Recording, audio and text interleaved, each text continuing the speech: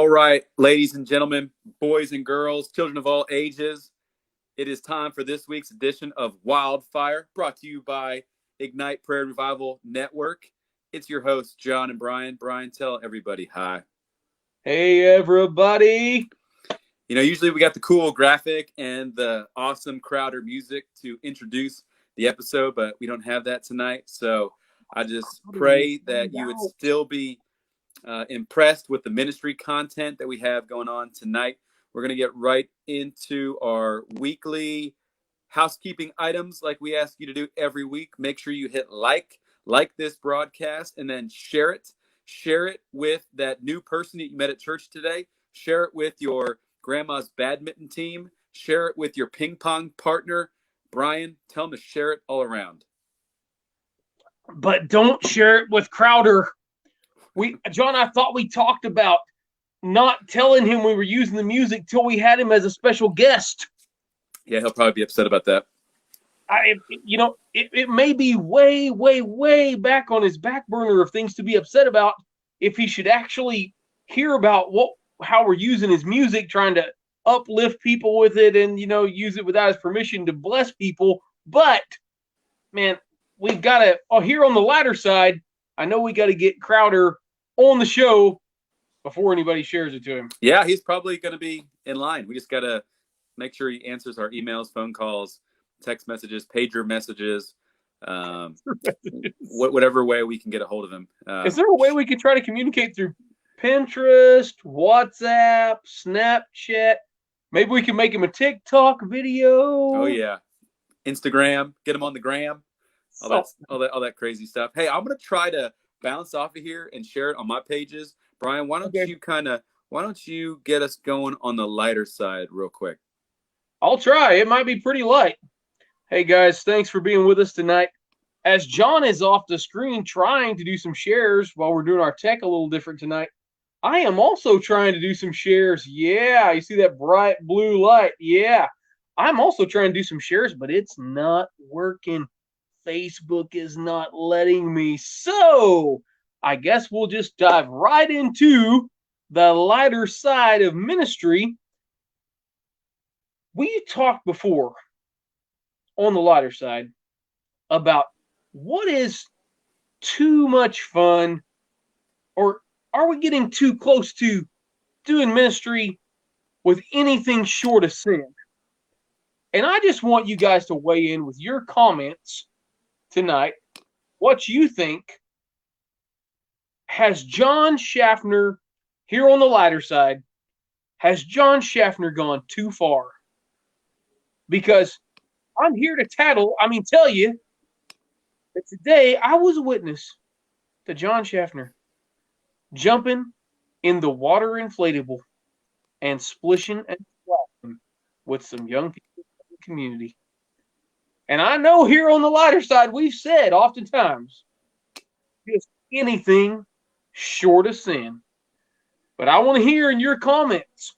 I want to hear what you have to say. If you're out there and you're somebody who watches Wildfire from time to time, do you think it's going too far for the sake of ministry here on the lighter side to jump in the water inflatable and splash around? I can tell John's got that worried look on his face. He's trying hard to take care of our tech wizardry here on Ignite, and it is giving him a hard time. But as the good man that he is, I hope what happened to our tech was not that he jumped in the water inflatable with it. What do you have to say for yourself, John? Oh, man, can you hear me? I'm back.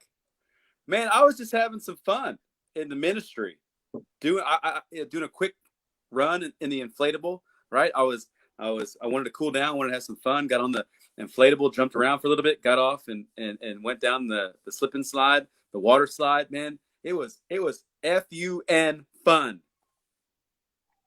I think you jumped in with my tech as well, because this thing won't share no wildfire to save my life. Hey, I don't know how far you got into the lighter side, but because I just like totally blacked out on my screen and everything stopped going. I had to go back into the StreamYard for my audio to come back. But who out there thinks that ministry is not allowed to be fun? I mean, there's like this stigma, I guess, that ministry is all grind, all work, and no fun. Is that what For you're talking some about, Brian? Facebook groups, it's all argumentation. We can bring on a special guest or two that I hope catches this lighter side that usually lets us broadcast up to this point so far, lets us put Wildfire on their Facebook page, their Facebook group page. And I wonder if they have their page for anything but arguing. Yeah, it's pretty serious, right? And here's the deal. Following the Lord is serious. Knowing healthy doctrine, that is serious. Knowing true biblical doctrine, that is serious. Developing relationships, that's serious. But the reality is, man, if you can't have fun while you're doing it, I'm not really sure that you're in Jesus ministry, because that is something that I've learned in the last probably 3 to 5 years, is that, man, ministry is can be fun and should be fun, and the primary goal in all that we do is to exalt the name of Jesus. And especially if you're hanging out with kids, man, it's cool to let go and just enjoy time in the Lord. And well, do we have anybody commenting yet, saying whether you went too far or not? I don't even know. Let me see. This whole I can't even see comments. We having trouble seeing them.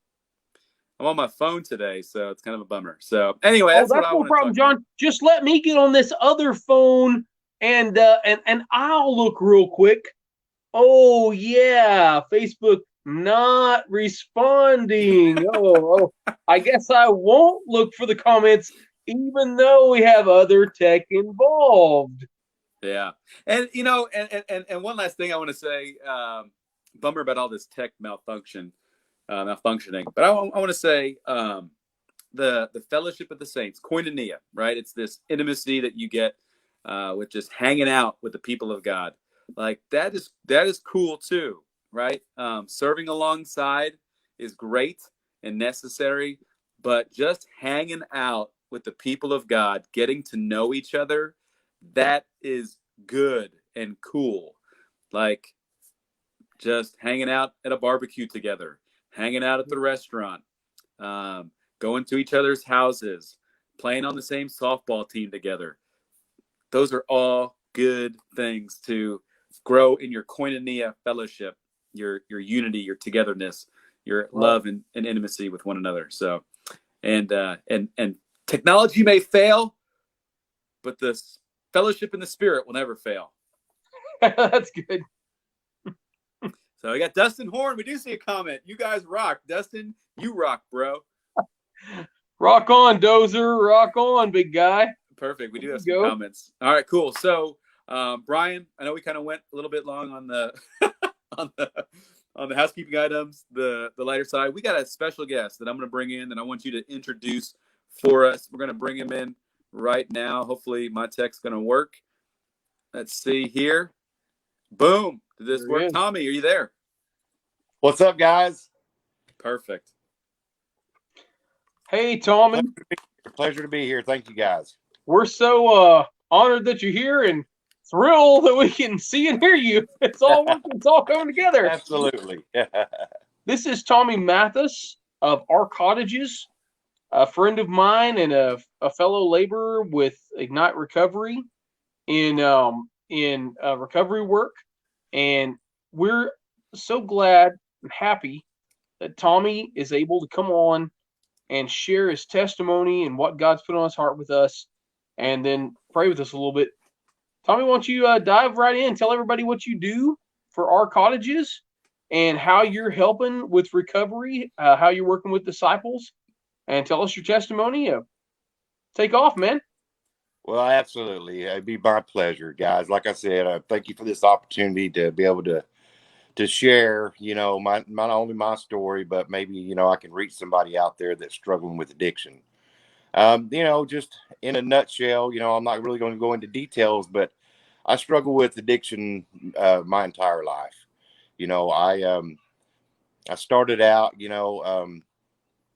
when I was at the age of 9, I struggled with some sexual abuse as a kid, and I never really dealt with that, and the only way that I knew how to deal with it was to self-medicate. Um, so that's that. I guess abuse and abuse comes in many ways. It can come physically, mentally, sexually. And when these guys get here, there's some kind of abuse somewhere along the lines. It walks hand in hand with addiction. And so when these guys come into our program, they're broken. You know, I know that I was completely broken. And so I know how they feel. I've been in their footsteps. So I'm here to welcome with open arms, to love them, to build them back up, let them know that there is another life out there better than drugs and alcohol. And so I my addiction started, eh, I'd say early 20s. I was a good kid up until then, I guess you could say. Um, Back in college is when I first really experienced hard drugs. I'd experienced with a little bit of marijuana back when my teenage years, partying with the guys after a football game, whatnot. But I blew my knee out in college football, and that's where it started for me, was opiates, painkillers. And it Hey, just, Tommy, where did you play? I played for East Central University out of Ada, Oklahoma. Go Tigers! It was a Okay. JUCO, yeah. It wasn't Division One, but um, I did. That was my passion. That was my life, was sports. So not only did I start on the pills, from my knee injury, I'd lost something that I treasured, was my sports. So I went into a real deep depression, and I wasn't able to come back, from my injury. And it's like losing a loved one, because that was my entire life. And so it just spiraled out of control within a couple of years. And so I was just in and out, doctor shopping, doing whatever means possible for me to get a hold of pain pills. And um, and that it ultimately destroyed and took every single thing that I loved in life: my family, my treasures, my job, my home. And I ended up homeless because of opiate addiction. And you know I was homeless in Muskogee, Oklahoma, running the streets and living out of a porta potty just to stay out of the rain. And I'd had enough.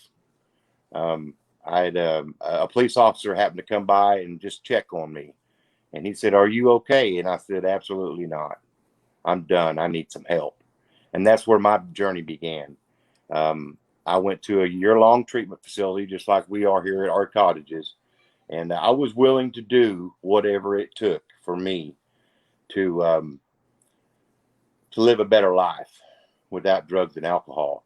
Um, I was about 3 months into the program where I was at, and it just seemed like things hadn't changed for me. I was clean and I was sober, but I was still broken. And about 3 months into that program is when I gave my life to Jesus Christ. And from that exact point, from that point on, my life has changed dramatically, just by the grace of God.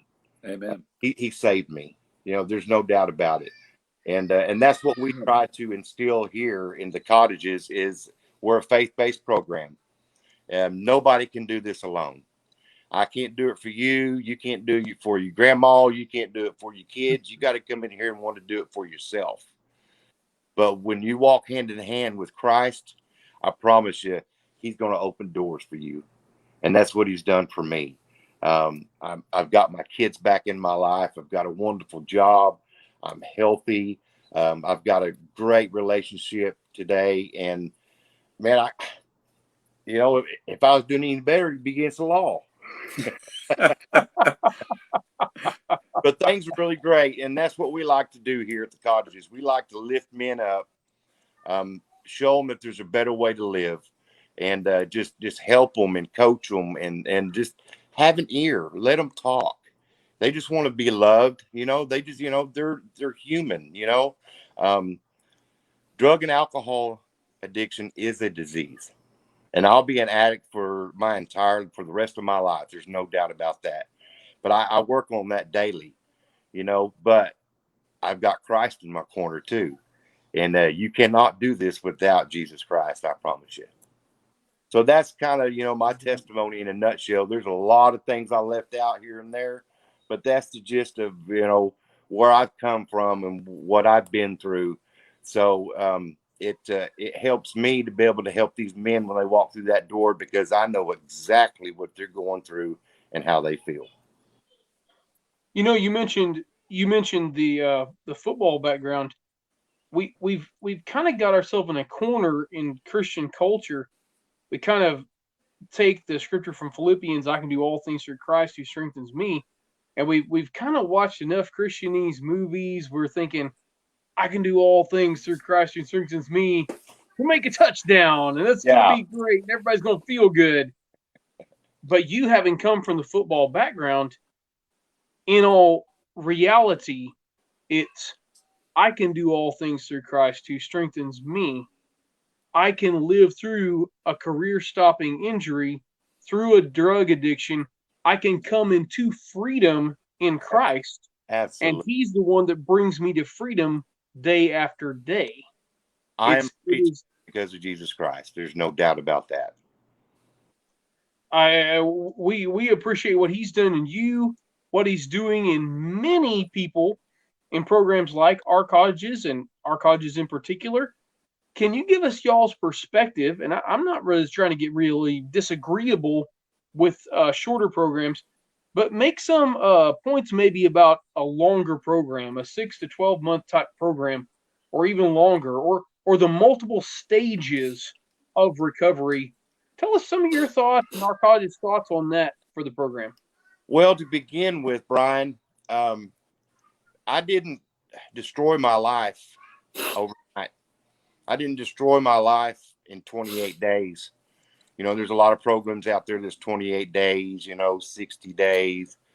Going to a long-term treatment facility gives you time to work on you. A lot of guys that come in, they don't know how to wash their own clothes. They don't know how to make them a hamburger. They don't have any life skills because they were never taught. So here in the cottages, we are a year-long program. We have opportunity and time to teach these men some life skills, how to live, how to deal with your finances, how to be an adult,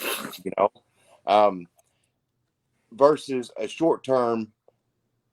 I was 3 months into a year-long program before the cloud was even lifted off of me to where I could even think, So going through a 28-day program or a 60-day program, you're just getting started. You're just starting to feel good, So, I am at the treatment center I went to, I had the opportunity to take a lot of different courses, like how to deal with my triggers and how to deal with my anger. Mm-hmm. Get some parenting skills. A lot of these guys, don't know how to be a parent, and they've got 2, 3, 4 kids. So here we teach these guys how to live like an adult and how to be responsible. You can't do that in 28 days. That's a great point, man. And I don't mean to, let me be very clear. If there's a detox program out there and it's only so long, or there's another program out there that maybe it's only a month or two, we appreciate anything good that someone's doing in God's kingdom or they're doing for people. But if you just go to detox, then you need to go to the 30-day one or the 60-day one after that. Then after that, you need to go to another program. Yeah. You're going to need to go through stages, whether it's in one program or 3 or 4. You're going to need to walk through these stages of recovery. I totally agree. You know, most detox facilities are anywhere from 7 to 14 days, you know, and then, you know, if you don't have something lined up to go to a treatment facility after that, then what? You know, you're going to go back out there and you're going to use, because that's all you know to do. That's fair. Yeah, you know, so, you know, I can't stress it enough. If you're, you know, we've had a couple of guys that come in here that's been to like a 28-day program or even a 60-day program, and they're like, I know me, I need more time. So I want to come to your program where I've got another year on top of the 60 days to work on some things that I need to do in my life in order to live a healthy, godly life free of drugs and alcohol. Yes, that's good. I'm gonna say two more things real quick, and then I'll maybe John has some thoughts or some questions. You know, one reason that Ignite Recovery exists, which you guys have been so kind to host for us, and Matt and Cliff come to the meetings, and Doug. You know, one reason that we exist is to help. Like say, there is a detox out there, and they need to have good relationship with a sober living house or a recovery discipleship house that people can go to after they get through a detox.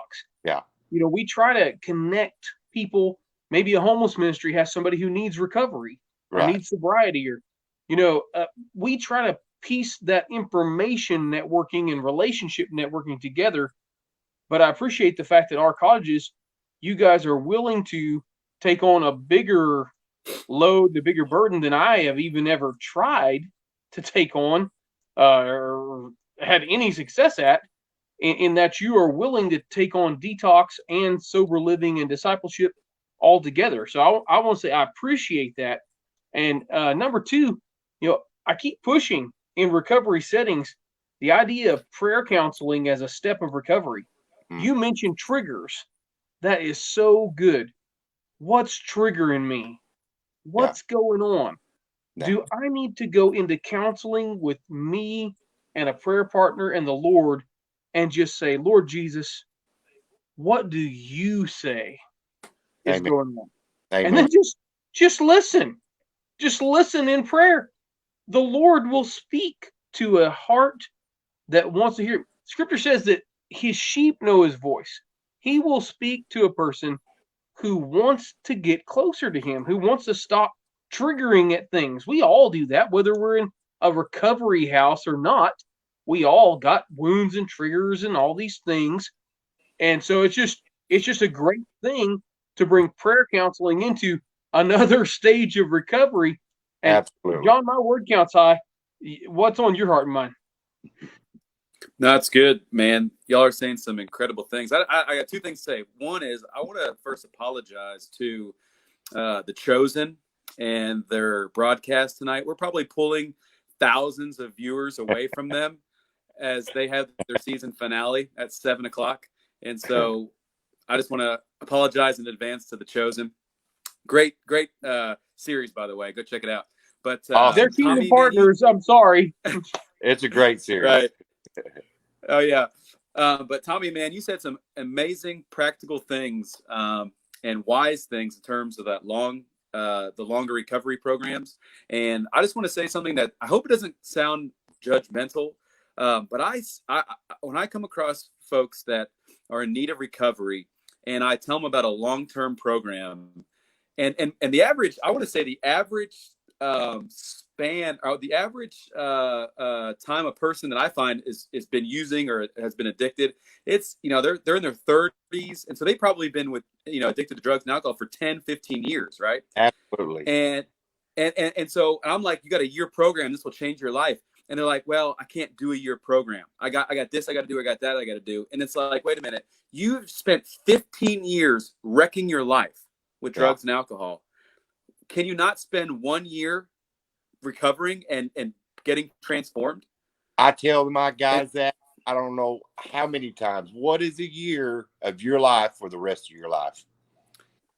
I'm so glad that I'm so glad that's been on your heart to share with us tonight, because I pray there's somebody out there who hears that. And maybe you're the friend of somebody, or the mom of somebody, or the dad of somebody, that you can let them know that hey, it is a year. Is that not worth the 15 years that you've wrecked in your life? And so Right. we're talking about restoration. We're talking about transformation. Not only that, this is Jesus Christ, who is going to change your eternity. What's 1 year compared to eternity?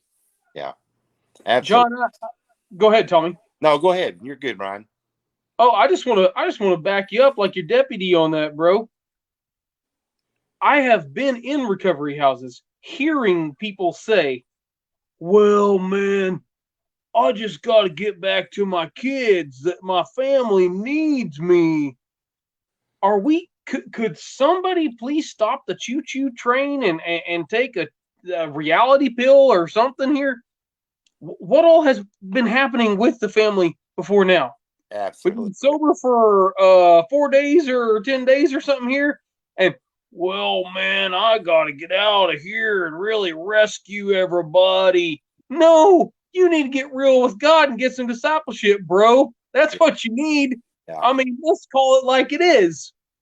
Yeah, I mean, and that's what our desire really is, to see long-term effects. Your family needs the best version of you possible, and it's going to be through Christ. And it may take, or actually, not may, it will take a while for that to happen. I'm in 10 years of recovery. I've been saved and born again for 10 years, and God's still changing me. So I need long-term care, long-term recovery. You have to love yourself before you can love anything else.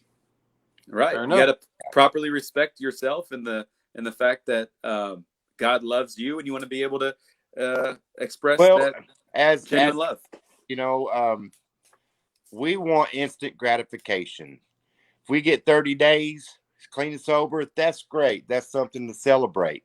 But push for another 30 and push for another 30. But the thing is, you don't count the days. Make the days count. That's good. Don't just take it one day at a time. I'm sober today. That was yesterday. That's behind me. I'm not worried about tomorrow. I'm worried about today. That's if you stay focused like that, you're going to do good. That's good. Yeah, I'm thankful to hear your heart, Tommy, in the matter, because you've been in it and you've done it, and then now you're helping others do the same thing, and that's incredible. Appreciate that. If we could have a few more people that didn't just get delivered, but started leading people out with them, I'm telling you, we'd realize we're in Acts 29 or 30 chapter, and the whole world would flip upside down again. If we could stop worshiping the American dream for just a minute, and people start leading other people to the deliverance that they found, that old world word discipleship. But before I preach, John, maybe you should set us in order for prayer. No, that's good. I love hearing from both of you guys. I'll start us off. Tommy, you go ahead and go after me, and then Brian, you can lead us out. How's that sound? Okay. Cool. And I'll be praying for your ministry, Tommy, that recovery program, all the people that are in it, and if you can think of anything else, just let us know too. Absolutely. Thank you, John. Let's pray. Father, we come to you so thankful that you have changed us through the blood of Jesus Christ. Jesus, you rescued us from the pits of hell. You have rescued us from ourselves. We were ensnared by our sin and by our addictions and by this world. And Jesus, you have released us from the power of Satan, and you have brought us into your kingdom. You have brought us into a right relationship with our Father God, and you have removed the robes, the filthy robes of our sin, and you have robed us in the clothes of righteousness, the garment of righteousness. And we thank you, Father. Our sins are forgiven. They're cast into the sea of forgetfulness. They're far removed as the east is from the west. And we thank you for your love, God, in doing that. And I pray that you would help us to set the captives free as we proclaim the gospel, as we tell people the truth in Jesus Christ, that we would see others set free as well. And so I pray a blessing of God's grace over Tommy and their ministry at our cottages, Father. I pray, God, that you would continue to send people into their program so that the captives would be set free, so the prisoners would walk out of their prison cell and they would find hope and freedom in Jesus Christ.